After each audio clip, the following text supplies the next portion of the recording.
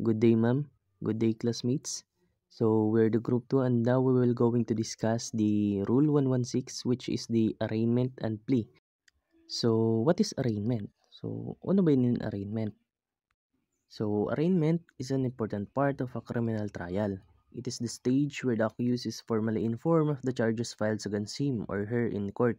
During this stage, the accused learns the detail of the case and is asked to respond by entering a plea, either guilty or not guilty.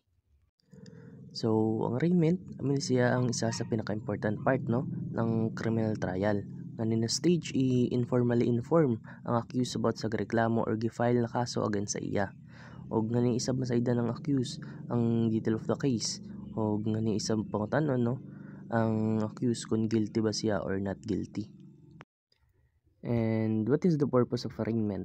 So, the purpose of arraignment is to ensure that the accused clearly understand the case and is given a chance to defend themselves as part of their basic human rights and rights under the Philippine Constitution. So, the purpose of the arraignment is i-ensure na clear or klaro na sabta ng accused ang kaso or reklamo against sa iya. O isa sa purpose ng arraignment is para matagaan ang chance ng accused na ma-defend or madepensahan niya ang iya kaugalingon as part of their basic human rights and rights under the Philippine Constitution. So, under the Article 3, makita natin sa Bill of Rights, Section 14 of the 1987 Philippine Constitution, every accused person has the right to be informed of the nature and cause of the accusations against them. So, pasabot, tanan accused person is may karapatan or may katungod na masayod about sa gareklamo or kaso against sa ila. O nga gikaso ito sa ila. So, Section 1 ng Rule 116, Arraignment and Plea, how made. The accused must be arraigned before the court where the complaint or information was filed or assigned for trial. So, pasabot, ang accused is dapat i-arraign nga to sa court, kung hain gi-filed or gi-assign ang complaint or information, para sa trial. So, the arraignment shall be made in open court by the judge or clerk by furnishing the accused with a copy of complaint or information, reading the same in the language or dialect known to him, and asking him whether he pleads guilty or not guilty. So, tulo ang mahitabo nga di sa arraignment. First is by furnishing the accused with a copy of complaint or information. Pasabot, giving a copy or tagaan ng copy ang accused, ng complaint or information. Second is reading the same in the language or dialect known to him. So, pasabot is basahan or basahon sa language or dialect na yung kasayda ng accused, Like kung Bisaya ang accused is basahon sa Bisaya. Kung Tagalog, basahon sa Tagalog. Kay kung basahon da lamang ang complaint or information, sa waraing kasayda ng accused is dili niya masabtan, which is mali. Kay dapat masabtan ng accused. Kaya again, ang purpose ng arraignment is to ensure na clear or klaro na sabta ng accused ang about sa gikaso or gireklamo against sa iya. Like for example, sa kaso ni Gamas versus Oko. Si Gamas is Cebuano na may kaso na rape. Then si Oko is judge. Then nga din na, gibasa na ni Judge Oko si Gamas pero sa English ni Judge Oko gibasa. Nakay si Gamas is Cebuano og di makasabot ng English. Then after pagbasa ni Judge Oko is gipangutan na dahil ni Judge Oko si Gamas if guilty or not guilty si Gamas. Then mintubag si Gamas ng guilty bisan wara siya kasabot. Amay ton pag-abot sa Supreme Court para i-review is si Saida na wara ba si Judge Oko ga search inquiry. Like wara siya mga tanong if kunya sabtan ba ni Gamas ang gibasa niya or og wara siya mangutana kung makasabot si Gamas ng English. Kanaman ang plea ni Gamas is i-avoid. So makita nato nga din na kung uno ka importante ang reading in the language or dialect known to him. And third is asking him whether he pleads guilty or not guilty. So amo na inin pangutanon siya after pagbasa na kung guilty ba siya or not guilty. Good day, ma'am. My name is Julio Christian F. Balansag. So today I am going to discuss the continuation for the section 1. So B. The accused must be present at the arraignment and must personally enter his plea. Both arraignment and plea shall be made of record, but failure to do so shall not affect the validity of the proceedings. So nga di sabi, so dapat ang accused is present sa arraignment personally o personal niya ihatag ang plea. So dili pwede na ang iya attorney daan mo kadto. or maghatag ng plea. So both arraignment and plea is dapat i-record. Pero kung dili man maka-record, dili maka-apekto sa validity ng proceedings. So still valid gihapon. Kaya importante is personal niya ang paghatag ng plea o pagkadto sa arraignment. So next is C. When the accused refuses to plead or makes a conditional plea, a plea of not guilty shall be entered for him. So sa C, kung ang accused is min refuse or wala min tubag sa pangutana na guilty or not guilty or naghimo siya ng conditional plea. So ang conditional plea, ang mo kibali min laong ka na guilty. Pero like for example, gikasuhan ka ng murder. So ang laong ng judge guilty or not guilty. Tapos iya laong oo. Pero yahimo ka dayad to kay giprotektahan ko ako kaugalingon. So self-defense kibali. So naman pwede mo sud sa homicide, imo kaso, amo yan example ng conditional plea. So naman kung mo conditional plea, ang isa ka accused or dili mo tubag, ang iya plea is automatic mahimo na not guilty. So last paragraph is D. When the accused pleads guilty but present exculpatory evidence, his plea shall be deemed withdrawn and the plea of not guilty shall be entered for him. So nga di sa D, kung ang accused is min pleads guilty or min tubag siya na guilty siya, pero ga-present siya or gapakita siya na exculpatory evidence. So ang iya plea na guilty is mautro or mahimo na not guilty. So pare-pareha da ini sa paragraph C. So for example, ng exculpatory evidence. So gikasuhan ka ng murder. So lang ng judge is guilty or not guilty.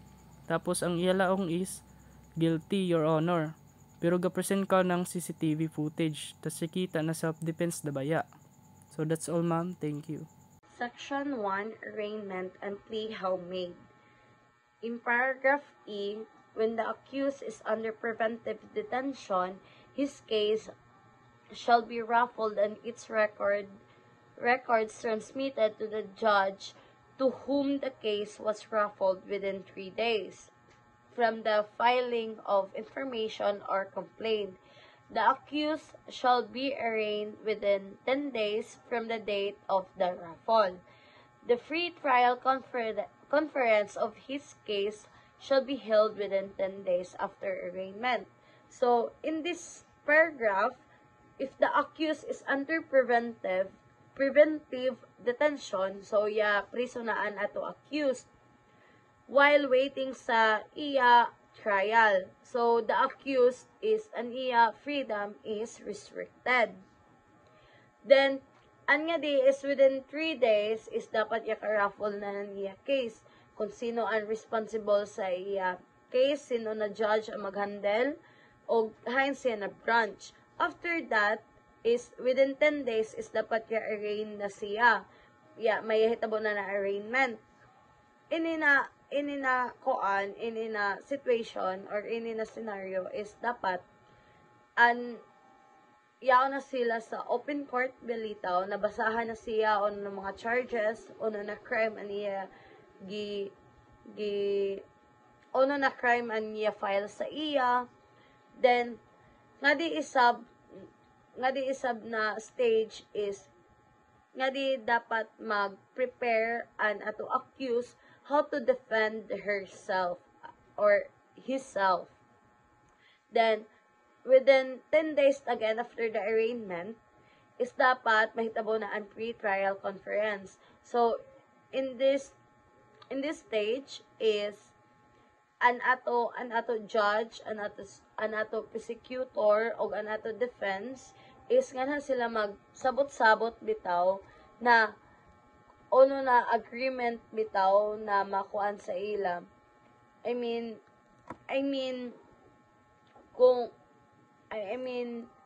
nganha sila magsabot, nganha mahitabuan meeting to identify an issues o i-agree nila ang mga possible stipulations o i-explore nila ang settlement sa civil liability na nato accused para makatabang yun siya to save time and effort during sa actual trial.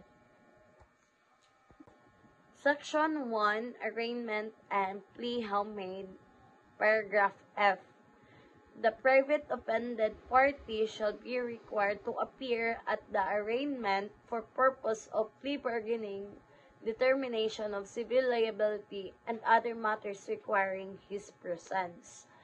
In case of failure to the offended party to appear despite due notice, the court may allow the accused to enter a plea of guilty to a lesser offense which is necessarily included in the offense charged with the conformity of the trial prosecutor alone.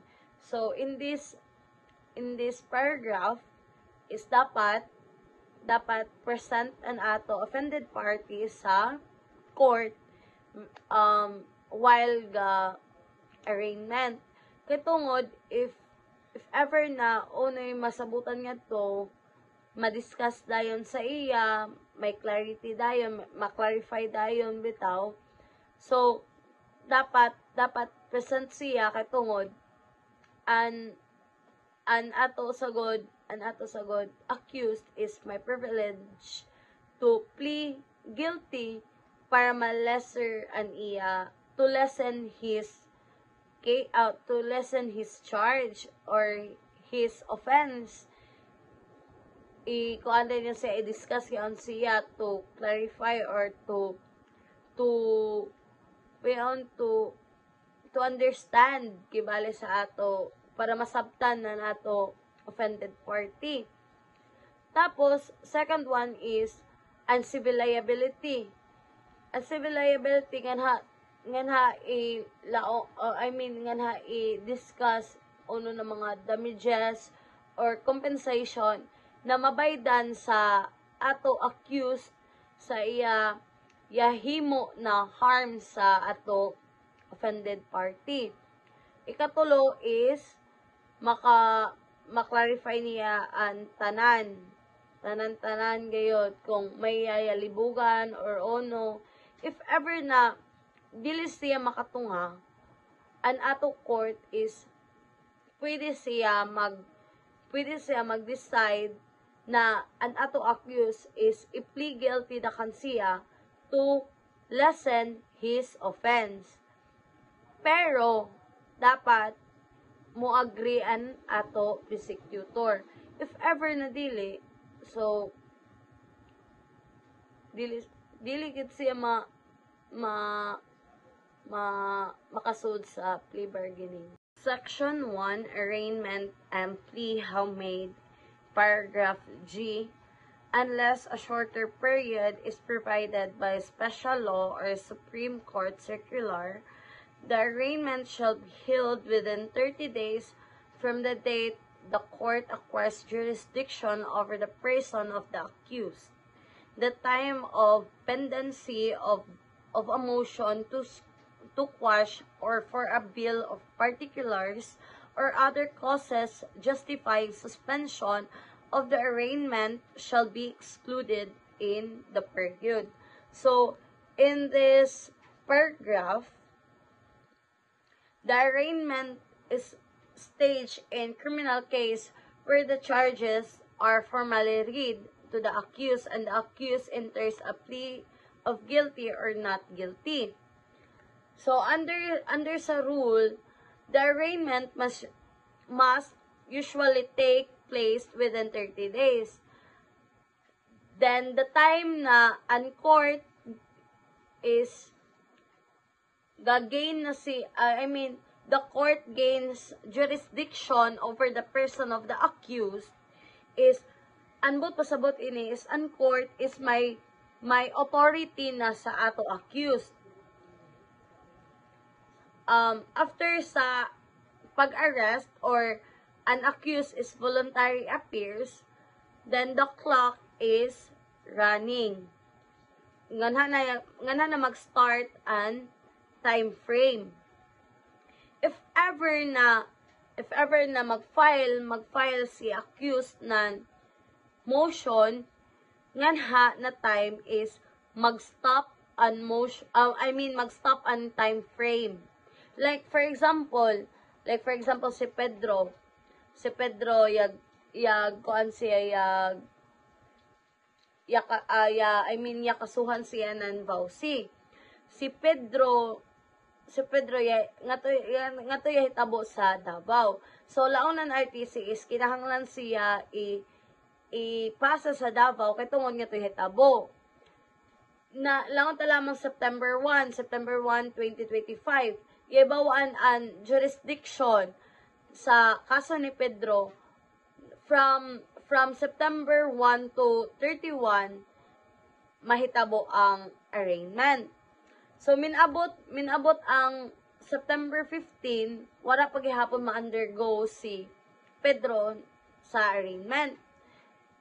September 16 is i-file si Pedro ng motion to quash. And motion to quash is to challenge the validity of the case. Next is after na niya to, i-file siya ng September 16, nan September 20 dayon is gi-deny dayon nan judge. Denied by the judge. So, lang tayo 16, 17, 18, 19. So, 4 days. So, from the time na i-file si Pedro ng motion to quash, si Pedro, the time frame is i-stop, diba siya? So, ang 30 days na count is stop. So, itong 4 days, instead na ang deadline is September 31, mahimo na din siya ng October 4, 2025. Kay, tungod, dili siya counted sa time frame. Kay, file sa good siya ng motion, so stop ang time frame. So, another na isab dayon, 4 days. Mag-extend kibala siya ng 4 days. So, amo na ito siya. Good evening, ma'am. Good evening, everyone. My report is all about Section 2, plea of guilty to a lesser offense, and Section 3, plea of guilty to a capital offense, reception of evidence. Section 2, plea of guilty to a lesser offense. At arraignment, the accused with the consent of the offended party and the prosecutor may be allowed by the trial court to plead guilty to a lesser offense which is necessarily included in the offense charge. After an arraignment but before trial, the accused may still be allowed to plead guilty to said lesser offense after withdrawing his plea of not guilty. No amendment of the complaint or information is necessary. So, sa arraignment ko, the accused may admit guilt but not necessarily to the exact crime charge. Instead, he can plead guilty to a lesser the offense or lessen the sentence, pero dapat ang pag-file ng plea bargaining for lessen the sentence according to Section 1, Paragraph F is dapat ma-present siya sa offended party o i-allow ng prosecutor, especially ng court, na ma-plead siya para mababaan niya sentensya. For example, lamang si Juan is ang iya kaso is murder. So, he may plead guilty to homicide, which is mas lessen ang iya sentence, pero dapat, this can only happen if musugot an offended party or an victim's family o i-allow nan prosecutor, especially ng court, na mu-plead siya kay para mababaan niya sentensya. Next is Section 3, plea of guilty to capital offense, reception of evidence. So, when the accused pleads guilty to a capital offense, the court shall conduct a searching inquiry into the voluntariness and full comprehension of the consequences of his plea and require the prosecution to prove his guilt and the precise degree of culpability. The accused may present evidence in his behalf. So, we already know, di ba, ono inin capital offense. So, amoyan sin mga crime punishable by death, reclusion perpetua, or life imprisonment, like murder or rape with homicide o damo pa. So, nga di ko no Section 3, if the accused pleads guilty right away, ang court is dili yaon siya necessary or iyang bitan dawaton dayon nila na kung unoy hatol sa imo na kaso is amo na dayon, like lang talamang murder. So dili dayon yon mo lang ang court na murder ang imo case. So the judge must conduct first amo iton gilaan ko kainan na searching inquiry. Mangutana ang court making sure na an accused is yakasabot siya ng sentence na iya is-serve or consequences na ihatag sa iya. Second is i-present an evidence ng prosecutor para ma-prove gayud na an accused is guilty siya sa iyo na crime. Last is i-allow nan court na mag-present isa ba na accused ng iya evidence to prove himself. For example, si Pedro kay gikasuhan siya ng murder. So, di ba, capital offense siya. So, during sa arraignment or after ng arraignment, gilaong niya na guilty siya. So, ang himuon ng court is pangutan-on siya if iya kasabot ba siya ng sentence na ihatag sa iya or iya iserve. Making sure na wala siya mapugos na niamin siya na guilty siya sa iyo na crime. After na niya i-present ng piskal ang mga evidence para ma-prove na siya yaon na tao is guilty sa iyo na crime. Making sure isab na kung murder ba gayud kay basi ilang talamang lahi na kaso or homicide ba siya or anything na kaso basta dili kung murder. So, I'm ready to guys. I'm ready to ma'am. Thank you. Good day everyone. My topic is Section 5 and Section 6. Section 5, withdrawal of improvident plea of guilty. At any time before the judgment of conviction becomes final, the court may permit an improvident plea of guilty to be withdrawn and be substituted by a plea of not guilty. So, galaw nga ni, at any time kuno, before the judgment of conviction mahimo na final, ang korte is maghatag siya ng permiso na bag-ohon ang improvident plea of guilty na pulihan siya ng plea of not guilty. Ang example na nini, ang defendant pwede siya mo request ng withdrawal of improvident plea of guilty para tugutan siya na bag-ohon ang iya kuan ang plea of guilty to plea of not guilty, kay especially kung ang defendant is gipugos na siya pag amin or wara niya ma-siden on or wara niya ma-understood kung ano yung mga charges or implication na madangatan niya. So sa Section 6, duty of court to inform accused of his right to counsel. Before arraignment, the court shall inform the accused of his right to counsel and ask him if he desire to have one, unless the accused is allowed to defend him in person or shall employ a counsel of his choice. The court must assign a counsel de officio to defend him. So nga sa kuan, Section 6, duty ng korte na i-inform ang isa ka accused about sa iya rights na mukuha ng isa ka counsel. Before the arraignment kuno, dapat ang korte mag-inform sa accused na pwede siya may iya katungod na mukuha ng isa ka counsel o kuan siya istoryahon kung gusto ba niya mukuha ng isa ka counsel, unless kung ang accused is kaya da niya dipinsahan ang iya kaugalingon or gusto niya mukuha ng isa ka attorney or isa ka counsel na iya gusto. Kung ang isa ka defendant or ang isa ka accused is dili siya kaya makakuha ng isa ka counsel or private counsel or attorney, ang gobyerno maghatag ng counsel de officio. And counsel de officio is isa ini siya ka public attorney na i-assign or i-appoint para depensahan ang isa ka defendant. Amo dito, ma'ams. Thank you. Good day, ma'am. I am Prince Jason A. Cabrera, and I will be discussing Section 7, Appointment of Counsel de Officio.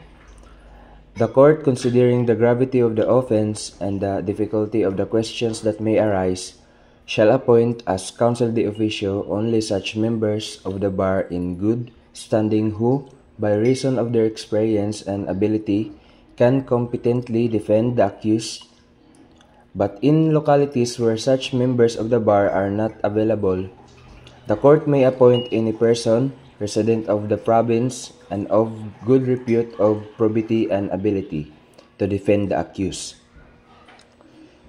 So, as stated nga din, ma'am, sa Section 7, Appointment of Counsel de Officio, ang court ko, no, ma'am, considering the gravity of the offense and the difficulty of the questions, bali mag-appoint sila ng Counsel de Officio sa mga members na may mga experience o can competently defend the accused.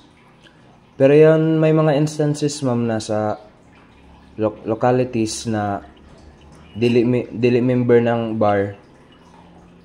Ang court ko, no, may appoint any person, resident of the province and of good repute for probity and ability to defend the accused.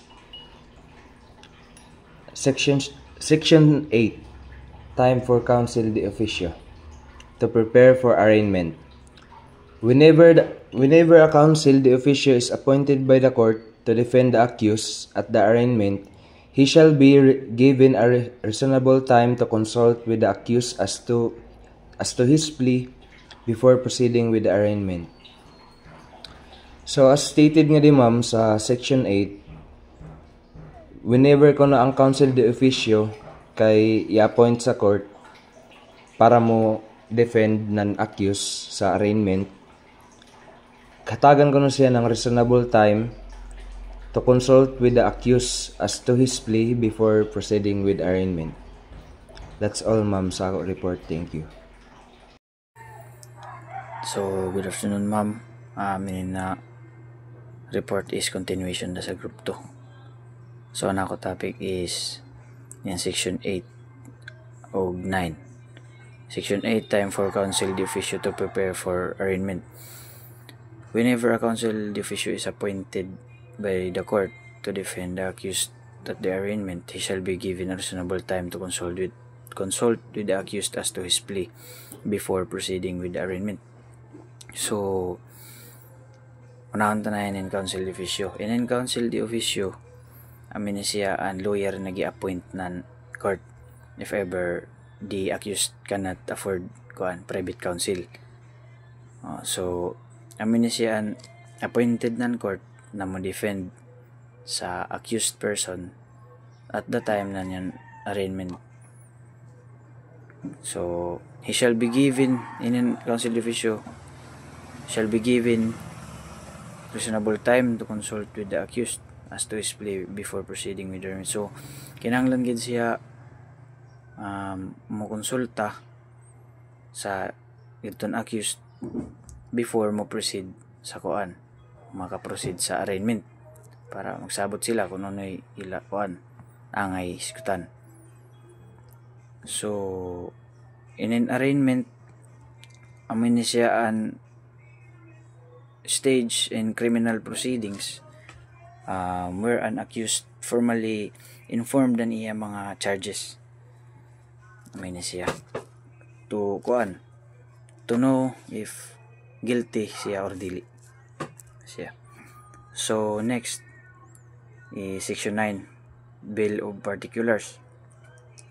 The accused may, before arraignment, move for a bill of particulars to enable him properly to plead and to prepare for trial. So in an accused, pwede siya mo move na niya doon bill of particulars before an arraignment para makaklaro kung ano may iya mga charges ba, like the motion shall specify the alleged the facts of the complaint or information and the details desired. So inin sa Bill of Particulars ang minisiyaan kan isasabi niya ka formal document na ga-provide ng mga additional details about claims or charges made in a legal case. So para sa makatabang ini sayad ton nini accused na maka-prepare siya na niya response during the during the defense na para defense na niya kaugalingon. So ini siya ang purpose nan ini is to clarify niya charges kung ano niya mga charges na what specific acts are being alleged, bali kung ano niya mga violation lagi yung mga charges kibali nga ni-specify niya in sa Bill of Particulars na kung ano niya when and where and kibali ang crime na ingid gumit. I mean kiba example how jud to siya allegedly occur kung hain kibali ga hain lang po hain gigasugod men siya specific gibali siya. So dugang sa biyadi din bisa ako research sab. So inin purpose niya is ito to inform the opposing party of the exact nature of the claim or defense to reduce surprise at trial and narrowing the issues. So para dili sablong na kalitan, so maka-prepare gid siya na para maka-defend man siya na niya iya kaugalingon during arraignment na ma-prove gid kung guilty ba siya o dili. Pero kung inin lampa may ebidensya gid na tunay, so why na gid niya mahimo. So that's all, ma'am. Thank you so much. Section 10. Production or inspection of material evidence in possession of prosecution. Ang ingon diri pwede mo hangyo ang accused na matan-aw or ma-inspection ang mga evidence laban sa iyaha. Kung makitaan siya valid nga reason o kung agree ang pikas party, pwede sugoon ng court ang prosecution nga tagaan ng permit si accused sa pag-inspect sa mga evidence laban sa iyaha. Pwede i-photocopy, pwede i-picturean or kuhaan ng photograph ang any written statement or other material evidence laban sa iyaha. Kaya ang purpose ng ini is para fair trial. Kumbaga, walay surprise na may tabo o dili kung patago ang pag-hatag ng evidence o malikayan sab ang pag-alter sa maong evidence. Thank you. Good evening, ma'am. Good evening, everyone. So, the topic is about suspension of arraignment.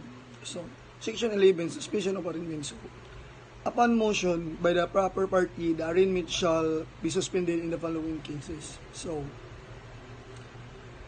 the accused appears to be suffering from an unsound mental condition which effectively renders him unable to fully understand the charge against him and shall order his mental examination is necessary, his confinement for such purpose. So, when we say suspension of arraignment, so pagmulong kita ng suspension of arraignment sa criminal procedure, amoy ni siyang mga temporarily postpone sa pag-inform sa accused sa iyang mga charges.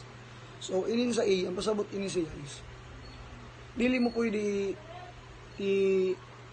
i-charge largo sa accused if ang accused is may mental condition or may sakit or may problema. Ikaduha, inin sa B, there's exists judicial question. Dili mo diretso i-arraign largos actus kung may pa mga civil case na pending na makapekto sa outcome ng criminal cases. And last, a petition for review of the resolution of the prosecutors pending at either the Department of Justice or the Office of the President, provided that the period of suspension shall not exceed 60 days counted from the filing of petition with the review office. So, pasabot ini, ang accused is the demand siya na